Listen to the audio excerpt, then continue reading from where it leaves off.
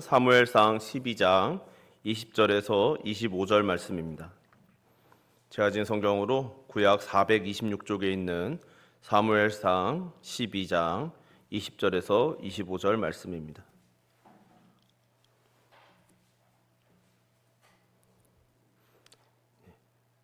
우리 말씀을 한 절씩 교독하겠습니다. 제가 먼저 봉독합니다. 사무엘이 백성에게 이르되 두려워하지 말라. 너희가 과연 이 모든 악을 행하였으나 여호와를 따르는 데에서 돌아서지 말고 오직 너희의 마음을 다하여 여호와를 섬기라.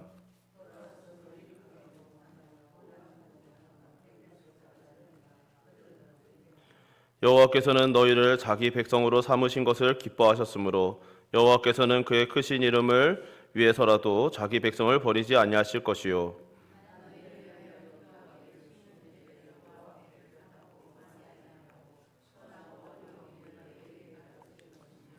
너희는 여호와께서 너희를 위하여 행하신 그 큰 일을 생각하여 오직 그를 경외하며 너희의 마음을 다하여 진실히 섬기라. 만일 너희가 여전히 악을 행하면 너희와 너희 왕이 다 멸망하리라. 아멘. 교회 소식 전해드립니다. 우리 장로께서 말씀하셨듯이 지난 월요일날 주의 은혜 가운데 야외를 잘 다녀왔습니다. 기도해 주시고 동참해 주셔서 감사드립니다. 또 오늘 이번 주에 선거가 있죠. 선거 기간에 우리가 언제나 나라와 민족을 위해서 기도해야 하고 또 기도하신 줄 알지만 특별히 또 위해서 기억하여 기도해 주시기 바랍니다. 또 오늘 중식 후에 소예배실에서 재직회가 있습니다. 이전에 논의하던 거를 이제 오늘 다시 논의하니까 함께 동참해 주시기 바랍니다. 오늘도 이 자리에 나오셔서 함께 예배 드리는 모든 성도님들께서 말씀 충만하시고 성령 충만하시기를 주님의 이름으로 축원합니다. 2017년도에 어떤 한 언론의 칼럼에서 이런 종교가 된 정치에 대해 글이 기고된 적이 있었습니다. 그 글 기고에 의하면 정치인들은 그 이전까지 그들은 기고자는 컬럼을 기고하신 기고자는 이전까지 정치 문화가 팬덤 문화라고 해서 사회 문화적인 현상으로 연구해야 된다고 생각해 왔는데 그쯤에는 이제는 종교학이 필요한 종교가 되고 있다라고 컬럼을 기고하였습니다. 이제는 점점 정치는 극단화가 되고 정치인은 신이 되었고 시민들은 혹은 지지자들은 맹신자가 되어서 그들을 맹신하고 있다는 내용이죠. 그로 인해 정치는 갈수록 극단적이 되어 간다라고 경고하고 있었습니다. 그로부터 약 9년 정도 지난 오늘날 종교가 된 정치에 대한 경고성은 점점 더 커져만 가고 있는 현실을 우리는 보고 있습니다. 우리나라는 정치적 양극화에 큰 피해를 본 대표적인 국가 중에 하나이죠. 그로 인해 겪은 아픔 중 하나가 바로 6.25입니다. 그럼에도 다시 정치적 양극화 혹은 극단화가 진행되는 현실을 보며 참 인간은 변하지 않고 그렇기에 역사는 반복된다는 사실을 새삼 되새기게 되는 것이죠. 문제는 이런 현상이 세상에서만이 아니라 교회 안에도 깊숙이 들어오고 있는 현실을 보고 있다는 것입니다. 저는 실제로 사회 현장에서 정치적인 견해의 차이로 인해서 한 교회 안에서 원수처럼 대립하며 상대방의 생계까지 끊으려고 공격하는 모습들을 수차례 목격해왔습니다. 이런 모습들이 얼마나 많은 곳에서 보이고 있는지 또한 듣고 있는 것이죠. 이런 모습들을 보며 정말로 우리가 이제 정치에 대해서 정치의 종교화에 대해서 경계해야 할 때가 되었음을 오래전부터 느껴왔던 것이죠. 왜냐하면 정치가 교회에 이 정도로 영향을 미친다는 것 자체가 정치가 우리의 우상이 되었다는 확실한 신호가 되기 때문입니다. 저는 성도도 정치에 관심을 가져야 하고 자신이 할 수 있는 방법으로 그리스도의 주권이 회복되기를 꿈꾸며 참여해야 한다고 생각합니다. 그러나 그 정치로 인해 예배가 흔들리거나 예배 공동체가 찢겨지는 일이 있어서는 안 되는 것이죠. 교회와 성도들에게 정치란 그리스도의 통치가 회복되어야 할 영역 중에 하나이지 우리의 전부가 될 수 없기 때문입니다. 이 세상에 그리스도의 구속의 은혜, 즉 복음을 전하며 회복을 전해야 할 교회가 역으로 찢겨지는 일이 주님의 뜻일 수가 있을지 우리는 되새겨 보아야만 하기 때문입니다. 팀 켈러는 정치가 종교가 되었음을 경고하며 이는 우리 안에 두려움을 낳고 이 두려움은 반대편의 사람들을 악마로 보게 만든다고 경고한 바 있습니다. 즉 이 현상은 우리 한국만의 현상이 아니라 전 세계적인, 심지어 교회들에게도 일어나고 있는 현상이라고 경고하고 있는 것이죠. 또한 미국의 정신의학 박사인 어니스트 베커는 사람들이 신을 잃으면 종교 체험에서 얻는 만족을 이성적인 사랑에서 얻으려고 하는 경향이 있는데, 그 경향이 바로 그런 오늘날 일어나는 정치의 종교화와 같은 현상들이라고 경고한 바 있는 것이죠. 이런 경고들을 참고하여 돌아보면 오늘날 세상은 물론이고 교회에서조차 정치의 우상화 현상이 일어나는 것은 교회 안에 물리적으로 속해 있지만 실제로는 하나님을 잃고 명목상의 종교 생활만 유지하는 일이 만연하고 있었던 것이 아닌가라고 반성하게 되는 것이죠. 그 빈 영적인 자리를 엉뚱하게 정치인들 혹은 정책이 차지하고 있는 것으로 보고 경계를 삼을 수 있는 것입니다. 이것은 정치뿐 아니라 어떤 형태의 것이든 교회가 하나님을 잃었을 때 그 자리에 복음을 대체할 무엇인가를 채워넣는 현상이 나타날 것임을 알고 경계로 삼아야만 하는 것이죠. 이런 일들이 성경에서는 여러 차례 반복해서 우리에게 보여주는 바 있는데, 대표적인 사건 중 하나가 금송아지 사건인 것이죠. 하나님의 특별한 은혜로 출애굽하며 지금 그들의 눈앞에 있는 산에, 시내산에 초월적으로 임재하셨고, 그들의 지도자 모세가 그 자리에 나아가 하나님께 나아가 율법을 받고 있는 기적적인 순간에 백성들은 모세가 더디 돌아온다고 느끼자 우상을 요구하고 아론은 이에 금송아지를 만들어내었던 사건이죠. 이 금송아지의 모습만 바뀌었을 뿐 인간들은 끊임없이 하나님을 대신할 우상을 만들어내며 지금까지 왔고, 하나님께 부름받은 백성들 역시 이런 모습에서 자유롭지 못함을 우리는 성경을 통해서 또 교회의 역사를 통해서 보게 되는 것이죠. 동시에 이런 정치 우상화의 순간에는 우리는 어떠해야 하는지 또한 성경은 기록합니다. 바로 오늘 본문이 그 대표적인 예시인 것이죠. 이런 것들을 염두에 두고 오늘 말씀을 함께 살펴보기를 소망합니다. 오늘 본문 사무엘상 12장은 이스라엘의 마지막 사사이자 모세 이후 곧 첫 공식 선지자였던 사무엘의 고별 연설입니다. 함께 읽진 않았지만 사무엘은 이 연설의 시작인 1절과 2절에 백성들의 요구로 자기가 왕을 세운 일을 언급하며 연설을 시작합니다. 사무엘은 그들이 왕을 구한 일은 하나님 앞에 범죄한 일이라고 분명히 지적하고 있습니다. 17절에 너희가 왕을 구한 일 곧 여호와의 목전에서 범한 죄악이 큼을 너희에게 밝히 알게 하리라. 하나님께서 우레와 비로소 또 이 잘못을 확증하시자 백성들은 크게 두려워하며 말하죠. 우리의 모든 죄에 왕을 구하는 악을 더하였나이다. 이때 사무엘이 백성에게 한 말이 오늘 본문이죠. 두려워하지 말라. 너희가 과연 이 모든 악을 행하였으나 여호와를 따른 데에서 돌아서지 말고 오직 너희의 마음을 다하여 여호와를 섬기라. 돌아서서 유익하게도 못하며 구원하지도 못하는 헛된 것을 따르지 말라. 그들은 헛되니라. 아멘. 당시 이스라엘의 특징 중 하나는 왕이 없다는 것이었습니다. 이것은 하나님께서 이스라엘의 유일한 왕이심을 보여주는 매우 중요한 상징적인 형태였던 것이죠. 하지만 사무엘이 늙고 물러날 때가 되었을 때 백성의 장로들은 사무엘에게 왕을 세워달라고 요청하였습니다. 그들이 이렇게 요구한 까닭은 여러 이유가 있었겠지만 사무엘의 아들들이 뇌물을 받고 판결을 굽게 하는 일도 무관하지 않았습니다. 그럼에도 하나님께서는 백성이 왕을 달라고 요구하는 것은 결국 하나님을 버려 하나님께서 더 이상 그들의 왕이 되지 못하게 하는 일이라고 말씀하십니다. 그러니까 왕을 달라는 동기가 하나님을 대신할 인간 왕을 요구하는 것이었기 때문에 원하는 것이기에 죄라고 말씀하신 것이죠. 이것은 하나님께서 정치의 우상화를 명시적으로 경고하신 말씀입니다. 사무엘은 백성이 구한 왕은 유익하게도 못하며 구원하지도 못하는 헛된 것이라고 분명히 지적하면서 거듭 그들은 헛되니라라고 강조합니다. 말하자면 백성이 원하는 왕은 그들의 구원자가 될 수 없고 그들을 유익하게 할 수도 없는 존재라는 것이죠. 백성들이 왕에게 기대하는 것들은 이루어지지 않을 것이었습니다. 그들은 헛된 것을 구하고 있는 것이죠. 그래서 사무엘은 백성들에게 그 헛된 것을 따르지 말고 오직 마음을 다하여 여호와를 섬기라고 권면하였습니다. 오직 너희의 마음을 다하여 여호와를 섬기라. 돌아서서 유익하게도 못하며 구원하지도 못하는 헛된 것을 따르지 말라. 그들은 헛되니라. 이스라엘 백성은 왕이 세워지면 다 좋아질 거라고 생각하고 요구하였죠. 그렇기에 하나님께서 그들의 왕으로 다스리시는 것을 거절한 것입니다.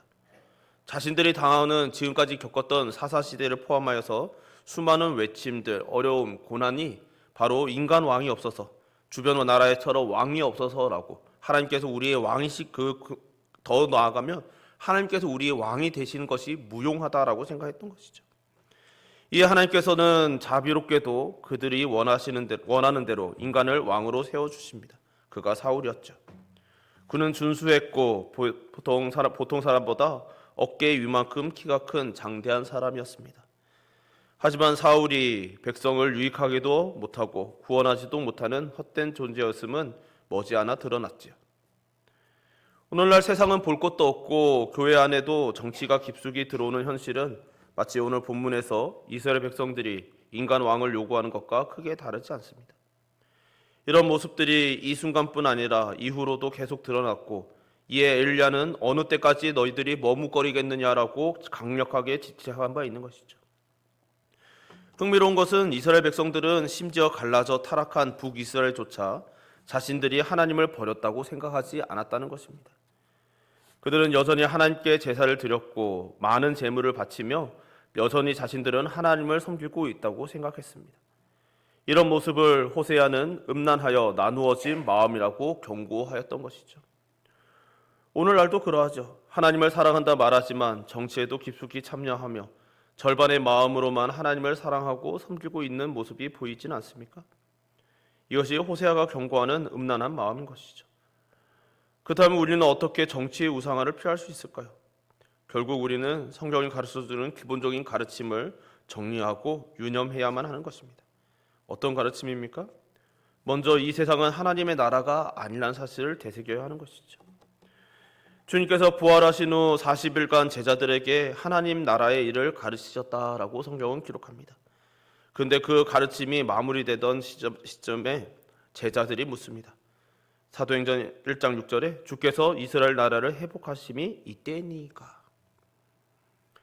당시 유대인들에게 로마의 지배를 받는 현실은 매우 중요한 이슈였습니다. 그래서 유대 사회는 정치적인 메시아를 갈망해왔고 그러던 차에 예수님께서 임재하셨던 것이죠. 이에 당대의 많은 유대인들이 예수님을 추종하며 무리로 따랐던 이유 중에 하나는 예수님께서 그런 정치적인 메시아로 오셨을지 모른다는 기대감이 포함되어 있었습니다. 과연 하나님께서는 언제 메시아를 보내셔서 우리 민족을 로마의 압제에서 구원해 주시고 무너진 하나님의 나라인 이스라엘 왕국을 재건하실까? 바로 이 메시아 예수 그리스도가 과연 그러한 사람이 아닐까라고 기대했던 것이죠. 우리가 구약 이스라엘의 역사를 고려한다면 제자들이 유대 민족이 처한 현실 정치와 하나님 나라를 혼돈했다는 것을 이해하지 못할 바는 아닙니다. 그들은 하나님께서 택하시고 불러내신 하나님의 백성이었고 그들에게는 하나님께서 다윗에게 주신 언약이 있었고 메시아에 대한 약속들이 있었습니다. 그런 배경으로 인해 유대인이었던 제자들 역시 부활하신 주님께서 40일 동안 하나님 나라에 대해 가르쳐 주셨고 배웠음에도 여전히 세상 나라와 하나님의 나라를 혼돈하는 모습을 보이는 것이죠. 이것은 제자들만의 문제가 아니고 교회의 역사 속에서 무수히 일어났던 모습들이고 지금도 우리 눈앞에서 일어나고 있는 일이죠. 그렇기 때문에 예사로이 넘길 일이 아니라 우리는 분명히 알고 경계해야 되는 일인 것입니다. 하나님 나라를 세우시는 열쇠를 주신 대상은 세속 국가가 아니라 교회라는 사실을 우리는 기억해야 하는 것이죠. 우리 주님께서도 마태복음 16장에 말씀하시기를 내가 천국 열쇠를 내게 주리니 내가 땅에서 무엇이든지 매면 하늘에서도 매일 것이요 내가 땅에서 무엇이든지 풀면 하늘에서도 풀리라라고 하신 약속은 교회에게 주신 약속입니다. 신자들은 자기가 속한 세속 국가의 정치를 통해 하나님 나라를 세우도록 부름받지 않았습니다. 어떤 정치인도 어떤 정치 체제도 혹은 어떤 나라도 그리고 그 정치인들의 당선 여부도 그들이 우리의 메시아가 되는 조건이 될 수 없는 것이죠. 그렇다고 해서 이 사실이 우리가 성도들이 정치에 무관심할 이유가 되지도 않습니다. 왜냐하면 성도는 하나님 나라에 속한 사람이자 또한 세속 국가에 속한 모범 시민으로 살아갈 책임이 있기 때문이죠. 그리스도인은 세상의 모범 시민으로서 정치에 참여해야 합니다.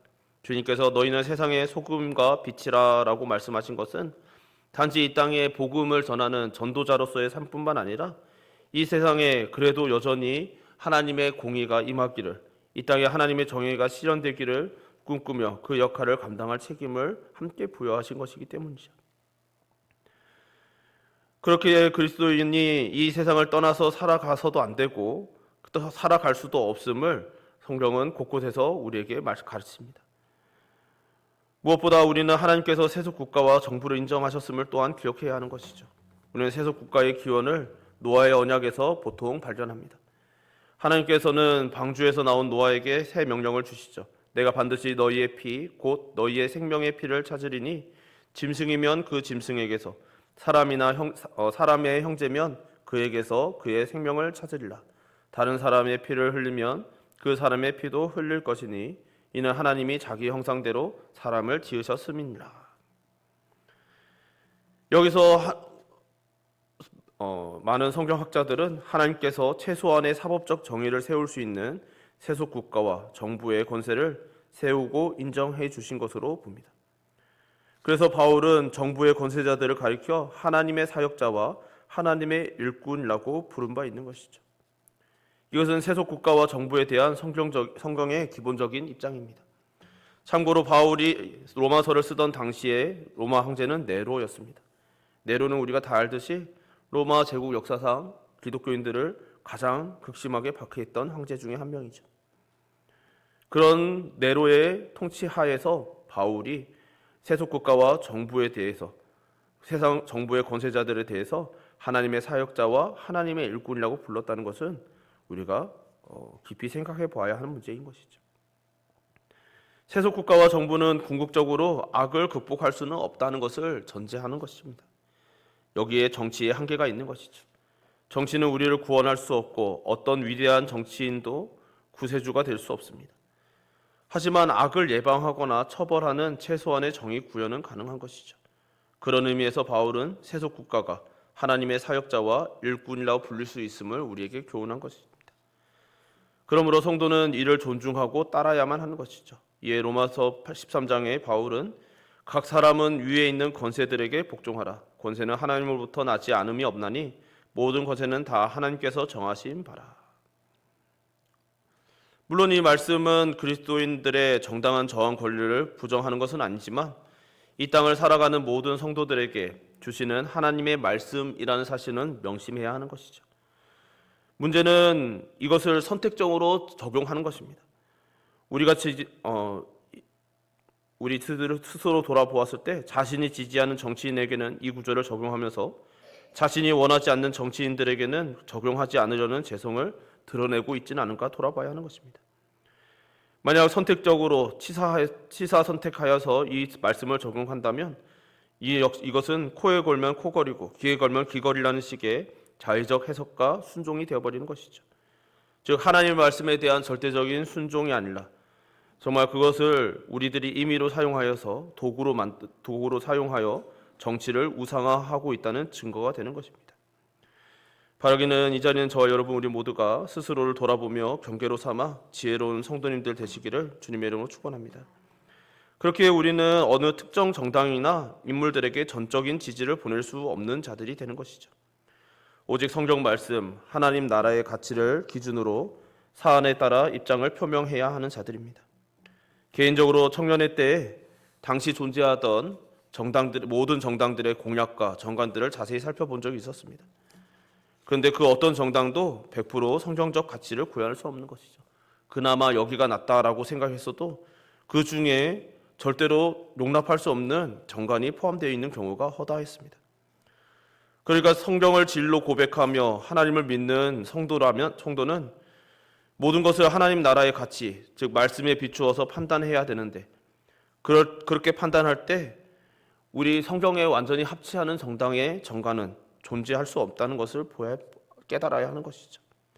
그런 점에서 성도의 정치 참여는 상대적이고 제한적일 수밖에 없는 한계가 있습니다. 그리스도인은 세상 안에서 살아가지만 세상에 속한 사람은 아니기 때문인 것이죠. 그럼에도 우리는 이 땅에 하나님의 공의를 행하게 하려고 부르셨음 또한 기억해야 하는 것이죠. 하나님께서 아브라함을 부르실 때 이런 말씀을 하시죠.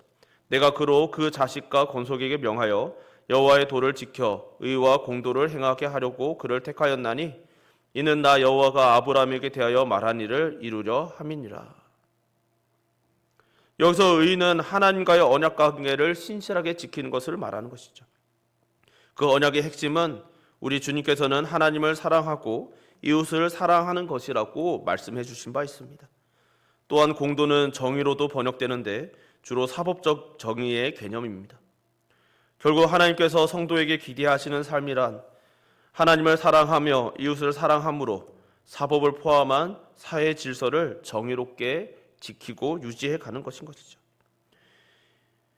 물론 이것이 우리의 사명의 전부가 아니라 일부입니다. 그렇지만 동시에 이것들을 우리는 항상 염두에 둬야 하는 것이죠. 이 시대를 바라보면 참 한국뿐 아니라 온 세계가 정치에 열광하는 것을 봅니다. 심지어 신앙조차 정치적으로 이용되는 모습을 우리는 보고 있는 것이죠. 이런 시대가 오늘 본문에서 사무엘이 진적하는 바 마음을 다하여 오직 하나님을 섬기는 것이 아니라 유익하게도 못하고 구원하지도 못하는 헛된 것을 구하고 있는 시대임을 우리는 깨닫게 됩니다. 그리고 그것은 사무엘이 지적하듯이 하나님 앞에 죄인 것이죠. 그것은 그들의 왕이신 하나님을 버리고 정치라는 우상을 숭배하는 행위인 것입니다. 그리고 그 가정스러운 우상 숭배가 교회 안에서도 대놓고 일어나는 것을 우리는 보고 있는 것이죠. 하나님보다 더 높이고 하나님보다 더 신뢰하고 하나님보다 더 따르는 존재가 교회 안에 있지는 않습니까? 우리가 항상 이런 것들을 기억하고 또 권면하고 경계해야 하는 것이죠. 사랑하는 성도 여러분, 이런 시대를 살아가는 저를 포함하여 우리 모두가 정말 항상 말씀을 가까이 하며 말씀의 지혜를 얻고 말씀을 따라 살아가는 성도님들 되시기를 주님의 이름으로 축원합니다. 정말 정치에만 한정해서 말씀드렸지만 그러나 정치뿐 아니라 우리 삶의 모든 영역이 사실 그러한 것이죠. 정치뿐 아니라 하나님을 대신하는 하나님과 그 마음을 나누는 그 모든 것이 우상입니다. 정치뿐 아니라 그 모든 것들이 우상이 정말 복음을 대신해서는 절대로 안 되는 것이죠. 우리는 정치가 아니라 복음이, 정치인이 아니라 예수 그리스도가 답인 것을 믿어야만 합니다. 우리는 우리나라를 사랑하지만 대한민국이 하나님의 나라는 아니라는 사실을 분명히 알아야 하는 것이죠. 또한 정치에 과도하게 희망을 가져서도 안 되고 과도하게 절망하는 것 또한 우상 숭배라는 사실을 알고 경계해야만 합니다. 우리가 열광하고 우리가 소망하는 나라는 오직 하나님의 나라, 하나님께서 다스리시는 나라라는 사실을 기억해야 하는 것이죠.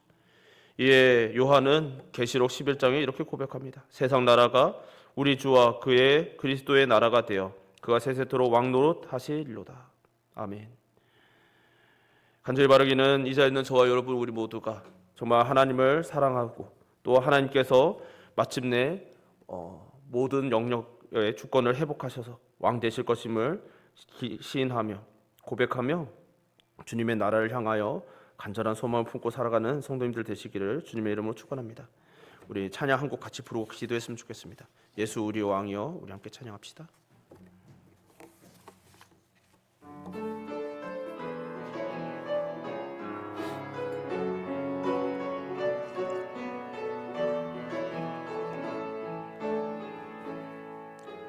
예수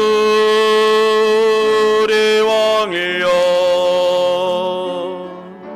이곳에 오셔서 보좌로 주여 임하사 찬양을 받아주소서. 주님을 찬양하오니 주님을 경배하오니 왕이신 예수여 오셔서 자정하사 다스리소. 다시 한번 찬양합시다. 예수 우리 왕이여, 예수 우리 왕이여,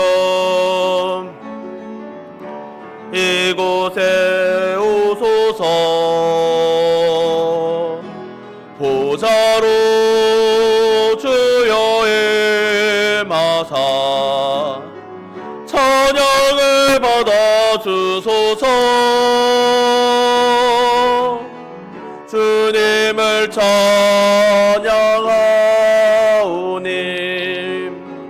주님을 경배하오니 왕이신 예수여셔서 자정하사 다스리소서. 우리 함께 기도합시다.